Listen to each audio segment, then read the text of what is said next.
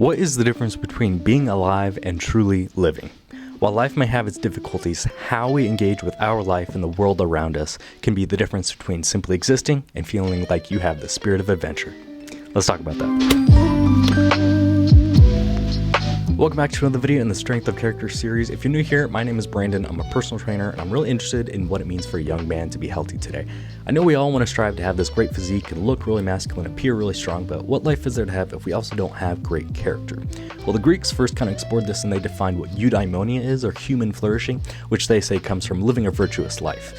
Well, positive psychology has continued the exploration, and they defined 6 virtues that we can live out and 24 character strengths that fall under each one of these virtues. We all have characters to begin with, but it's up to us to bring these out in everyday life and actualize them to live a great life. If you want to find out what makes the best you already, go take the free character strength survey. I'll have it popping up on the screen right now. But other than that, today's video is about the strength of zest, which is another strength under the virtue of courage. So that all being said, let's run. So what is zest? Well, it's one of those strengths that you may not think it is what it actually is. It's more of a complementary strength rather than its own standalone thing, and it helps bring out the best of everything else. But zest relates to the word vitality, which has a Latin root vita, meaning life. And so zest is what helps you come alive, mind, body, and spirit, everything involved. It helps you bring a sense of enthusiasm to whatever you're doing in life. Not to be too cringy here, but you embody main character energy with zest, or at the very least, you don't view life from the sidelines. At least it doesn't feel like that anyways. This zest is really contagious too, especially with other people that are high in zest as well. They want to be around you, and they want to be around other people like that as well, really engaged in life. And this doesn't always mean being extroverted though, so don't get that confused. You can be introverted and still really enthusiastic and really engaged with life, but just maybe not in more social settings. So with this strength, I like to think of the quote, "An interested person is an interesting person." And so I think those with zest are just deeply interested in living for the sake that they are alive, and they're deeply interested in living a full life, like fully engaged in whatever they're doing. And the beauty of this creates a lot of internal happiness just for yourself, but also it creates happiness for others and meaningful relationships along the way too. Now, don't get me wrong, having zest or a lot of zest in your life is not essential to living a great life or a full life. That's up for you to define what that is. But if you want to use zest and you want to have a little bit more enthusiasm in your day-to-day life, consider these. Are there specific conditions that bring out your zest? And so thinking about this could be different people, places, events, activities, any sort of different environment that helps you feel like you can be more enthusiastic and more engaged with what you're doing. You may not like to always hear this one, but how might good healthy habits impact your zest? In other words, could a lack of good sleep, healthy nutrition, and exercise hinder your ability to be enthusiastic about life? Kind of like when I was describing at the beginning of the video with zest, zest is a value-added strength, and so it's best revealed when combined with another strength. So which of your strengths best combines with zest? For example, as a personal trainer, my interests are in health and fitness and kind of spirituality and talking about what I'm doing right now. One of my top strengths is perspective. And so my zest really comes out when I'm sharing my perspective on something I'm really passionate about, like health and fitness and making YouTube videos here. Rather than just reflecting, if you want something to go out and do in your day-to-day life with a little bit more zest, with someone you're close with, rather than just asking like a simple, "Hey, how are you today?" try and ask them, "What made you smile today?" and then give them an enthusiastic response and show a little bit of gratitude that they were willing to share that with you. I think a common shared belief with zest or enthusiasm is that it really only comes with the big things in life. But I challenge you, in your day-to-day life, think about how if this was the last time you ever got to do whatever that thing is, like washing the dishes, how could you enjoy that more and how could you be enthusiastic about that thing? If you want to learn more about this is the philosophy of Thich, Nhat, Hahn, and just an act of mindfulness. He talks a lot about that. But again, think about how you could be really enthused with whatever you're doing as if it was the last time you were ever able to do that one thing. For some books to read on bringing out zest more in your day-to-day life, the book on the Shortness of Life by Seneca, if you can see that, is a great book because it helps you realize that, you know what, life is long if you know how to live it or if you know how to enjoy every single day. And I think that is just how you can live with more enthusiasm, to realize you are going to die someday. So what is the life you want to look back on when you're on your deathbed? That was one of my first college classes and based around photography, and a great idea to think about. It motivates you to really enjoy living. Another book is Essentialism and the Art of Being Able to Say No and realizing that play is essential to living a great life. And so you have to have this sense of playfulness and sense of curiosity and hopefulness and enthusiasm about what you're doing in order to truly get the most out of life. I'll talk about this more later on, but the idea of saying no and establishing boundaries and only saying yes to what is essential in life is really important to your own enthusiasm and living with passion in life, because there are people out there that just live with less zest in there, and so you need to be able to tolerate and accept others that don't always live with as much zest as you, but you can't let that be but you also can't let those other people become a drain of your energy and of your enthusiasm.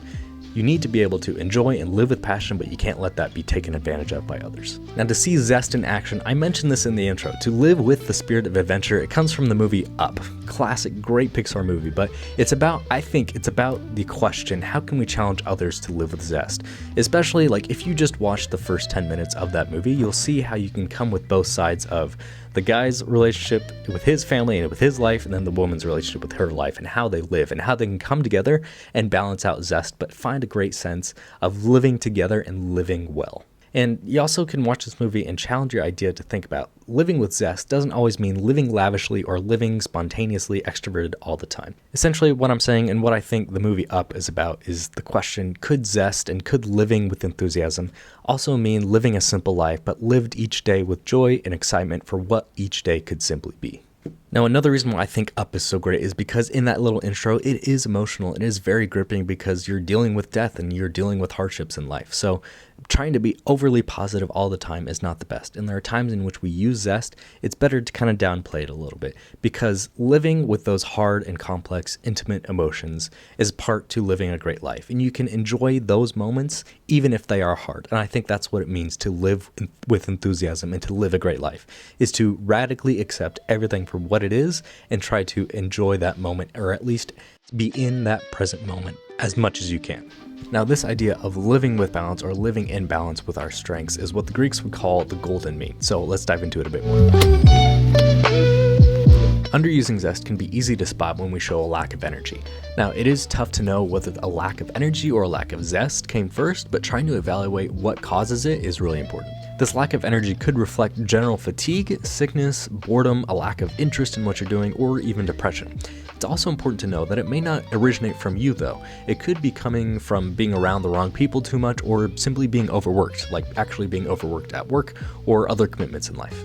If this sounds like you, I still highly recommend reading or watching anything about Essentialism. Saying no is crucial to prevent others from draining our energy and upholding our own commitments to our self-care routines. On the other hand, overusing zest is probably exactly what you're imagining. It's like kids that won't sit still or be quiet. That's normal behavior for kids at times, but as adults, we need to realize that extreme positivity, constant positivity, or enthusiasm all the time is not right. When this happens and when we overuse zest like this, others may become skeptical of us and may even just want to avoid us straight up. Zest or enthusiasm is a great thing to bring into life, but we must not neglect a sense of social awareness and understanding of context and others' emotions as well. So, final thoughts. With zest at your best, you are excited to simply live. You minimize that which drains your energy, and you are tolerant and accepting of those with less zest. Nevertheless, you are vital, full of energy, or at the very least, you are engaged with what you do every single day while staying hopeful and curious for your future.